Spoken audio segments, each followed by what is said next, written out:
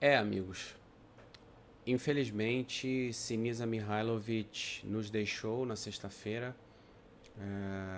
Não resistiu à leucemia, que já o vitimava há 3 anos.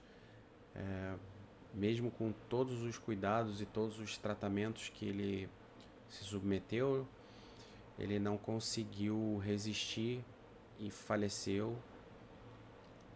E a gente, até como forma de homenagem, a gente vai contar para vocês um pouco do que nós vimos da carreira do Sinisa como jogador, principalmente, mas até como treinador, né? Ele trilhava um caminho que ainda tinha muita história a ser escrita e, infelizmente, aos 53 anos, muito jovem, ele deixa o futebol italiano e o mundo, né? Mais triste. E a gente vai contar essa história um pouquinho depois da vinheta. Fiquem conosco.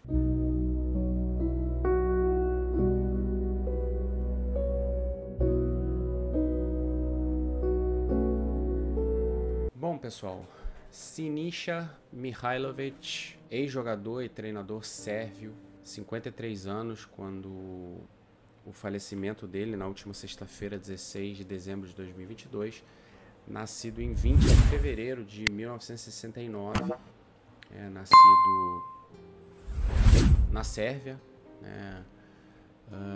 Bom, jogador que teve uma história que começou a ser escrita no próprio futebol do país, né, na Sérvia. Jogou no Vojvodina, mas muito novo foi jogar no Estrela Vermelha e logo cedo já obteve sucesso num dos grandes times do país, o Estrela Vermelha de Belgrado, em que ele conquista, inclusive, não só os campeonatos nacionais de 90 a 91, mas principalmente o título mais importante do futebol europeu, né? Ele conquista em 90 a 91 o título de Champions League, uma geração muito forte do Estrela Vermelha. Tinha ali jogadores que depois foram fazer sucesso, inclusive em outros times da Europa, times de maior projeção. Alguns exemplos, o Vladimir Jugovic, que inclusive jogou com o Sinisa na Sampdoria, mas o Jugovic, por exemplo, foi campeão também de Champions com a camisa da Juventus. O Dejan Savicevic, que também teve muito sucesso na Itália com a camisa do Milan. Então vocês vejam que era uma geração muito, muito, muito forte. Inclusive tinha lá um croata que participou de uma das melhores gerações do futebol croata, o Robert Prosinec. Esteve naquela seleção de 98, terceiro lugar na Copa do Mundo. A precursora dessa forte seleção croata.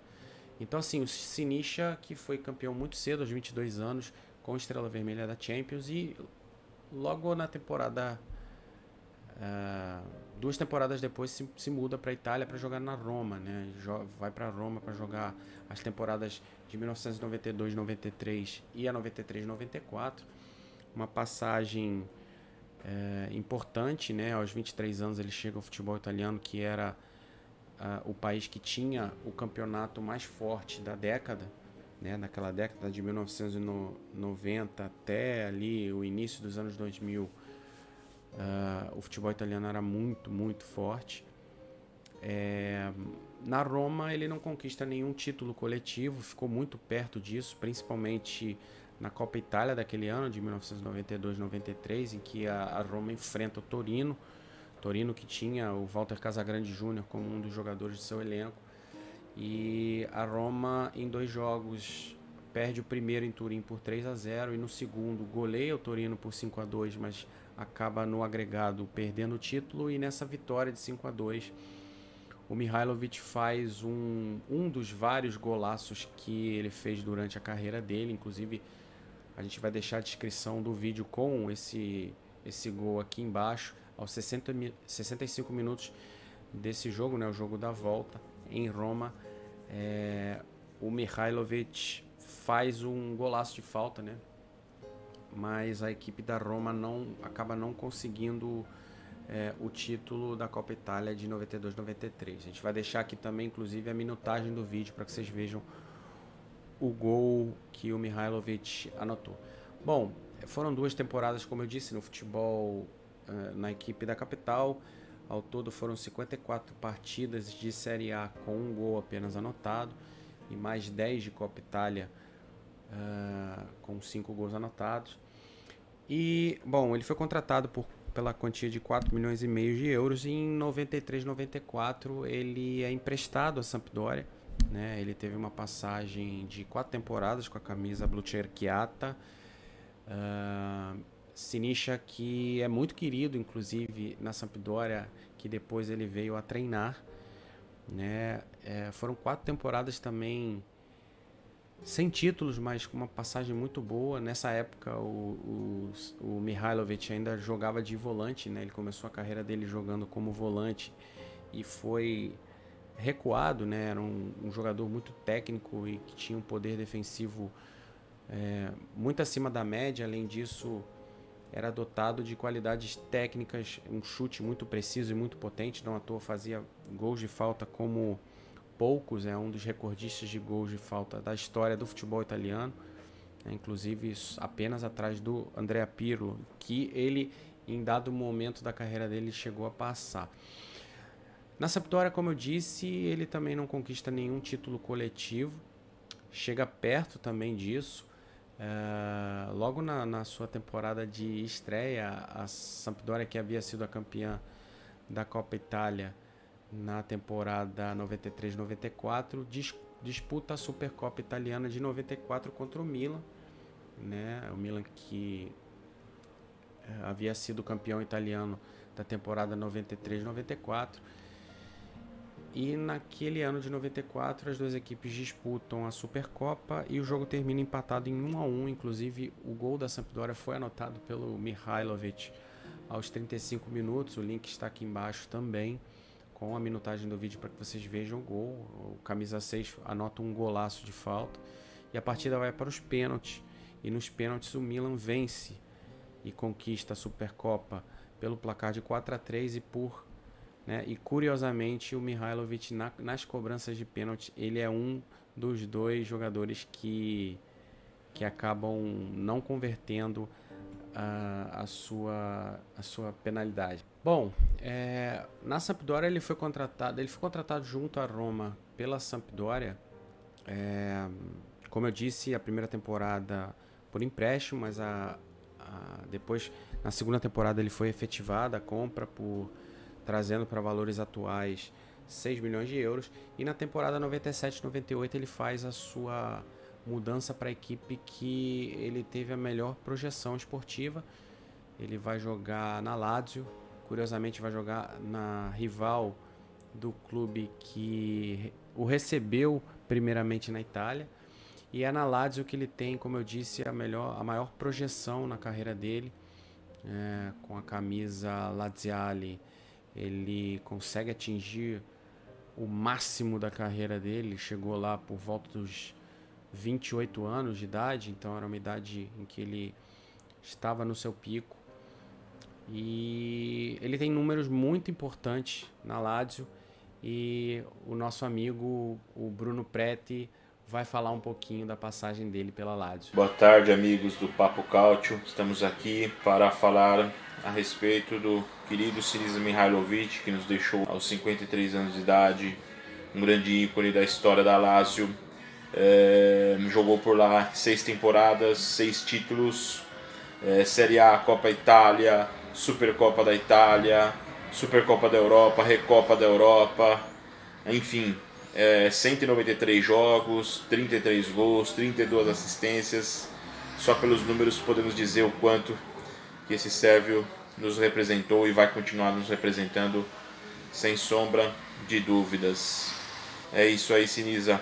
Bate o cello. Como vocês puderam ouvir o Bruno falando brilhantemente aí, né? Tiveram títulos, gols, assistências.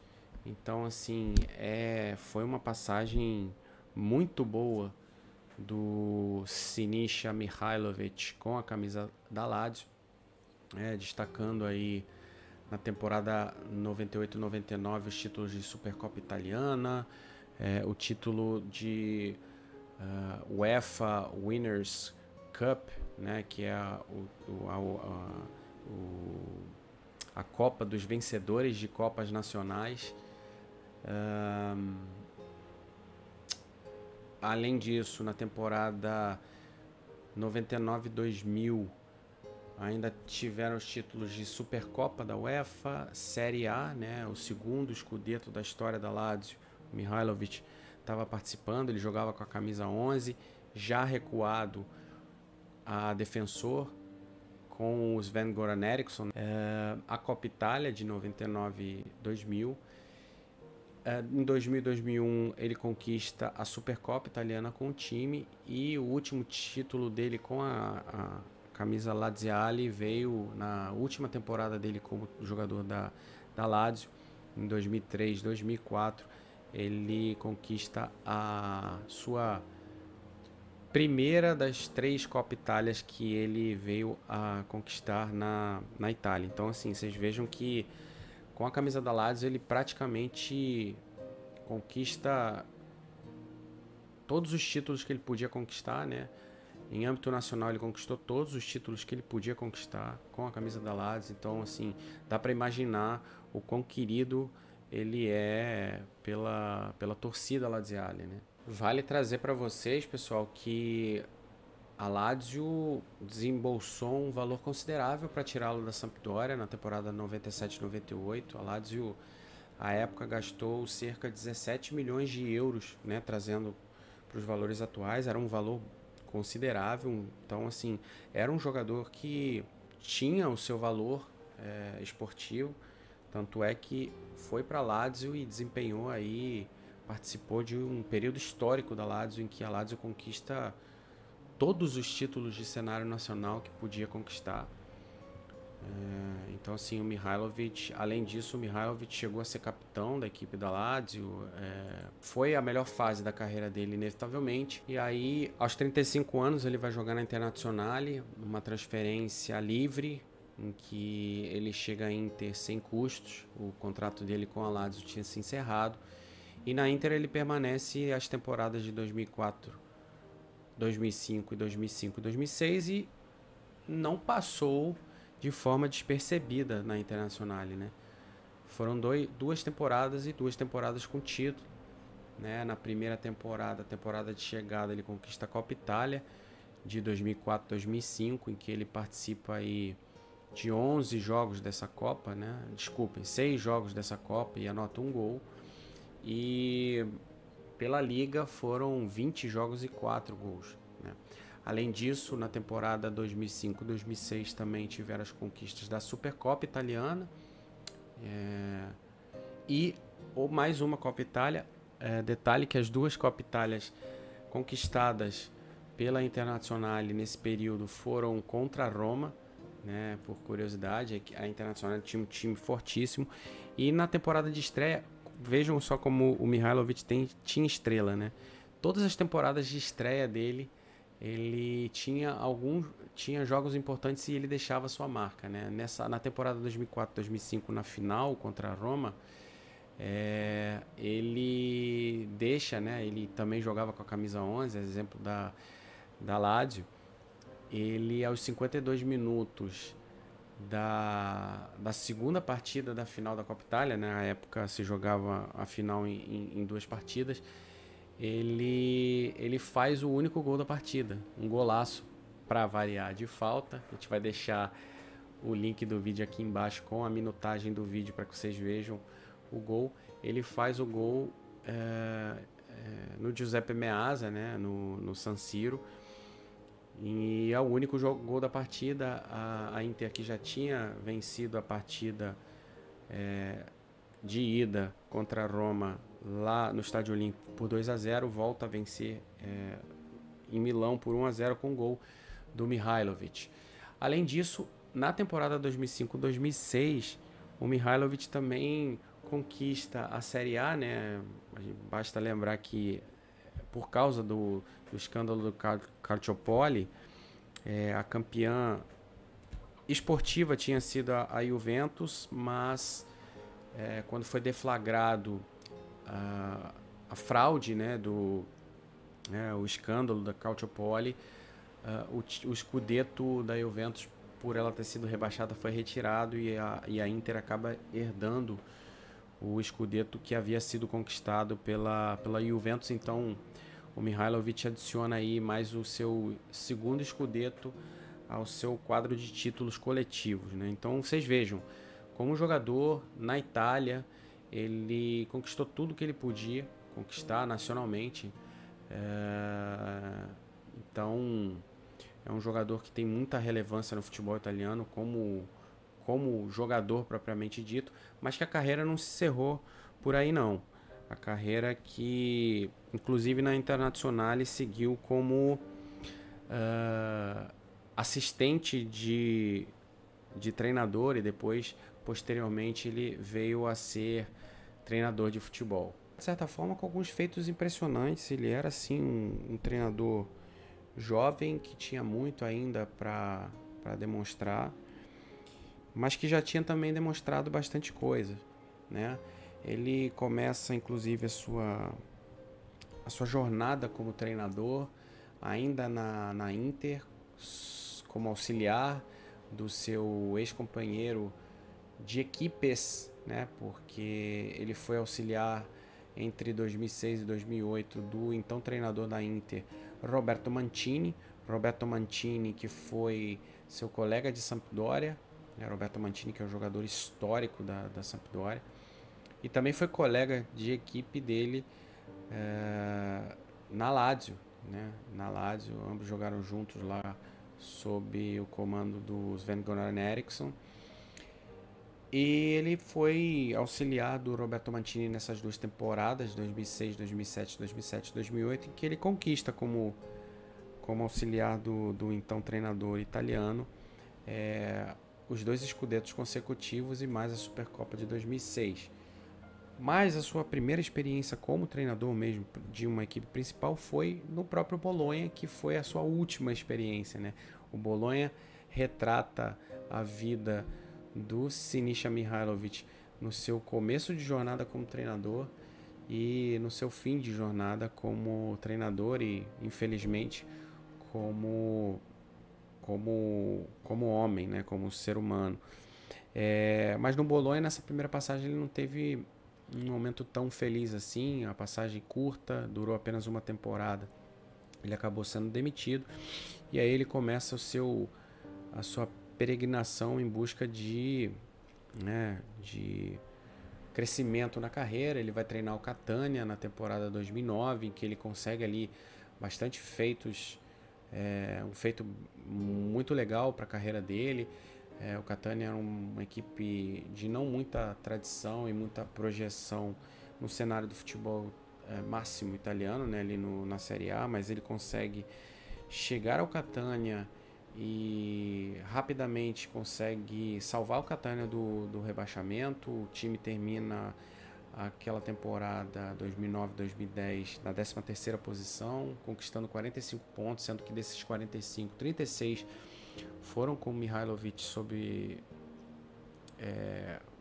comando do Mihajlovic, o recorde da equipe até então, que foi superado depois nas temporadas de 2010 e 2011 pelo Simeone, 2011 e 2012 pelo Vincenzo Montella e depois 2012 e 2013 pelo Rolando Maran. Mas enfim, era um recorde para o Catania à época, em sua história, e o Mihajlovic participou dessa história, né? E após isso ele acabou aceitando o convite da Fiorentina na temporada seguinte, na temporada 2010-2011, em que ele assina um contrato após o Prandelli ter deixado a equipe, para um contrato para ele ficar 2 anos com opção de renovação de mais um. Ele tem uma primeira temporada em que ele consegue terminar com a equipe na 9ª posição. Inclusive ele acaba recebendo sondagem da Inter, mas ele recusa. E na segunda temporada ali, em que ele tem um rendimento que cai um pouco, ele acaba sendo demitido, deixa a Fiorentina e assume o comando de dirigente na seleção sérvia. Então ele fica afastado da Itália e acaba voltando na temporada 2013 para a Itália e assume um trabalho na Sampdoria, que a gente pode afirmar aí que é o seu trabalho mais expressivo assim do ponto de vista de entrega de resultados. Na Sampdoria ele assume a equipe em novembro de 2013, ali na temporada 13-14, ele consegue livrar a equipe do fantasma do rebaixamento, né? Ele faz a equipe, ele leva a equipe até as oitavas de final da Copa Itália, em que ele é desclassificado para Roma. Ele termina ali a competição com a equipe na 12ª posição, 45 pontos. Desses 45, 36 foram obtidos sob o comando do Mihajlovic. Então, assim, é uma campanha que ele consegue ali a entrega de resultados, e na temporada seguinte ele consegue melhorar isso, né? Tanto é que o Massimo Ferrero, que era o então presidente da Sampdoria à época, tem muito carinho pelo Sinisa Mihajlovic. Na temporada 14-15 ele consegue levar a equipe até o 7º posto da competição, com 13 vitórias, 17 empates e 8 derrotas. E no decorrer dessa temporada ele consegue até flertar com zona de Champions, né? Então, assim, tem uma passagem muito expressiva do Mihajlovic na Sampdoria como treinador. Inclusive, ao final da temporada 14-15 ele acaba deixando o comando técnico da equipe, porque outras equipes acabam sendo seduzidas pelo trabalho, digamos assim, do Mihajlovic na Sampdoria. E em 2015 ele acaba sendo convidado e aceitando o convite para assumir o Milan, né? No Milan ele não teve uma passagem assim tão expressiva quanto a da Sampdoria, embora ele consegue levar a equipe até a final da Copa Itália, que acabou sendo derrotado pela Juventus. Mas é uma passagem que nem de perto se assemelha à passagem que ele teve na Sampdoria. Milan, que vivia ali momentos turbulentos, era o final da gestão ali do Silvio Berlusconi, alguns ex-jogadores assumindo a equipe do Milan e não obtendo sucesso. Caso, por exemplo, do Inzaghi, que foi quem era o comandante antes do Mihajlovic. Mas o Mihajlovic tem, além de ter levado o Milan até o final da Copa Itália, ele tem mais um marco na carreira dele, que foi ele que lançou o Didi Donnarumma como profissional, né? Foi ele que deu a primeira oportunidade ao Gianluigi Donnarumma, que hoje é o titular do gol, da seleção italiana. Mas ele acaba não tendo uma boa passagem pelo Milan. Acaba sendo demitido ali em abril de 2016, mas não ficou muito tempo parado. Em maio ele assume o Torino. E no Torino, assim, ele tem também uma primeira passagem ali muito expressiva. Ele muda a característica do time de jogar. O time começa a jogar um 4-3-3 muito agressivo, sob comando do Mihajlovic. Na gestão do Urbano Cairo, o Mihajlovic é o recordista de pontos, né, da era Urbano Cairo como presidente. Torino, que acaba terminando ali a competição 2016-2017 na Série A na 9ª posição, em que ele alterna ali, tem um ataque muito agressivo, que era o 6º melhor ataque da competição com 71 pontos, mas era a 4ª pior defesa da competição com 66 gols sofridos, né? E acaba que em 2018, na 2ª temporada, o rendimento não é bom e ele acaba sendo demitido após a derrota nas quartas de final para a maior rival, que é a Juventus. E aí ele fica um período ausente do futebol italiano, né? Ele vai dirigir o Sport Lisboa e acaba voltando só em 2019, quando ele tem a sua última experiência aí como treinador de futebol. Em 2019 ele assume o Bolonha, em que ele fica até 2022, quando ele foi demitido, né? Óbvio que nesse meio do caminho aí ele descobriu que ele estava com leucemia, ele teve que fazer 2 pausas aí para fazer tratamento. Isso acabou tirando, obviamente, um pouco o foco dele do esporte, né? Totalmente entendível, né? Ele precisava se preocupar com a saúde dele. Ainda assim, ele foi um guerreiro até o último momento da vida dele. Ele, mesmo sob tratamento, ele montou lá no quarto do hospital, ele montou lá um centro de observação. Ele fazia reuniões remotas com os jogadores, dirigiu a equipe do Bolonha num jogo de Série A dias depois de ter recebido alta do hospital em que ele se tratava. Então assim, ele foi um guerreiro, foi um leão, Mihajlovic, até o último momento da vida dele. Para vocês entenderem também como ele é muito querido nessa passagem do Bolonha, a gente traz aqui agora um vídeo do nosso amigo e jornalista muito querido, o Renan Tanandoni, que vai falar um pouquinho para vocês de como foi a passagem dele por Bolonha, para vocês entenderem aí o quão querido o Mihajlovic era na Itália. Então, deixar a mensagem aí do Renan e daqui a pouco eu volto. Olá, amigos do Papo Couch, fãs do futebol italiano. É com muita tristeza que eu venho gravar esse vídeo para falar um pouquinho mais sobre a morte do Sinisa Mihajlovic, esse ex-jogador e treinador tão importante para a história do futebol da Itália e da Sérvia. Em relação à sua passagem pelo Bolonha, eu acredito que a melhor palavra que defina essa relação entre clube e treinador é perseverança, porque o Mihajlovic nunca desistiu, ele batalhou até o fim pelo seu trabalho, né, pelo que ele mais amava, que era o futebol. Acho que são vários exemplos que eu poderia dar aqui, mas eu acredito que o melhor deles, dessa perseverança, mostrar que o Sinisa realmente deu de tudo para o Bolonha, foi quando ele saiu do hospital, né, de mais uma internação para fazer mais um ciclo de quimioterapia. O Bolonha ia jogar fora de casa contra o Hellas Verona, e o Sinisa, mesmo doente e bastante debilitado, foi até o estádio Marco Antônio Bentegodi, entrou dentro do gramado e comandou o Bolonha ali no banco de reservas, surpreendendo todo mundo. Ninguém esperava por isso, né? Eu acho que esse foi um dos grandes atos de bravura do Mihajlovic, entre tantos atos de bravura que ele teve em sua passagem pelo Bolonha, mas eu acho que esse foi um dos mais marcantes, porque o Mihajlovic enfrentou vários riscos para a própria saúde em prol de estar ali no banco de reservas comandando a equipe do Bolonha. Então a relação entre clube e treinador foi muito mais do que apenas isso. Ultrapassou essa linha, sabe?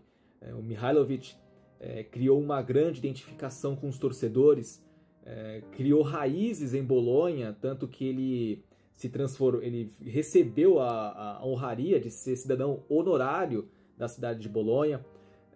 Torcedores, dirigentes, jogadores fizeram ali uma procissão em homenagem ao Sérvio quando ele descobriu a doença. Então a relação entre Bolonha e Sinisa foi muito bonita, foi linda, e eu acredito que o Sérvio permanecerá no coração de todos os bolonheses para sempre. Bom, meus amigos, acho que ficou muito clara a importância, né, que foi o Mihajlovic para o futebol italiano. Peço desculpas aí pelo tom um pouco triste, um pouco, né, abatido, mas a perda de um jogador tão relevante assim na história do futebol italiano é um momento triste. Então não tem assim como fazer um vídeo alegre para, embora seja um tom de homenagem, mas é um tom de homenagem que eu preferia ter feito essa homenagem no nosso quadro Ídolo Storici, que aí sim é um quadro de alegria, porque você está recordando de um jogador que contribuiu muito, mas ainda em vida, né? Enfim, espero que o pouco de recordações que a gente trouxe aqui ao longo desse vídeo possa trazer boas memórias a vocês que viram o Mihajlovic como jogador, aos que só viram como treinador, possam entender o quão importante ele foi na história do futebol italiano. Espero que vocês gostem do vídeo. Já peço para que vocês se inscrevam aqui no canal, deixem a curtida, Nos procurem nas nossas redes sociais aí, @PapoCalcio. A gente sempre tem lives toda semana. Esperamos vocês aqui conosco nas nossas lives. No mais é isso. Nos vemos em algum outro vídeo de algumas de nossas séries ou nas nossas lives. Grazie a tutti e arrivederci.